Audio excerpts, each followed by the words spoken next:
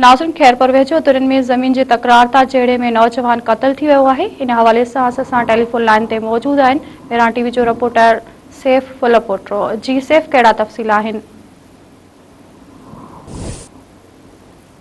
जेड़ो थियो आहे गोली लगन सबब हिकु नौजवान क़त्ल थी वियो आहे। वाटसन जो SSP ऑफिस ॾाढो एहतिजाजी मुज़ाहिरो कयो आहे। खैरपुर जे शालती थाणे जे अदगोट शहीद खान इलाक़ो में बमरा ऐं दारेगा बिरादरी विच में ज़मीन जी मालिकी तां जेड़ो थी पियो, जंहिं दौरान हिकु दौर जो नौजवान गुलाम मोहन बमरो क़त्ल थी वियो आहे। क़त्ल थियल नौजवान जे वारसन ऐं मर्दनि जो औरतुनि ऐं मर्दनि जो SSP ऑफिस ॾाढो लाश रखी एहतिजाजी मुज़ाहिरो कयो आहे। मुज़ाहिरे जी अॻुवाणी जेको आहे मक़तूल जी अमर मुस्मात ज़ुलेखा ख़ातून, मुस्मात आमना, गुलज़ार बमरो, सोबल खान बमरो, शमीर बमरो ऐं ॿियनि कई आहे। मुज़ाहिरीन मीडिया सां ॻाल्हाईंदे चयो आहे त जेको आहे सो संदन नौजवान गुलाम मोहन बमरो खे दारेगा बिरादरी जे माण्हुनि पिस्टल जा फायर करे क़त्ल कयो आहे। वारसनि मुतालबो कयो त वाक़ई में मुलविस जवाबदारनि खे फौरी तौर गिरफ़्तार करे खेनि कानून मूजिब सज़ा ॾेई इंसाफ़ फराहम कयो वञे। ॿी सूरत में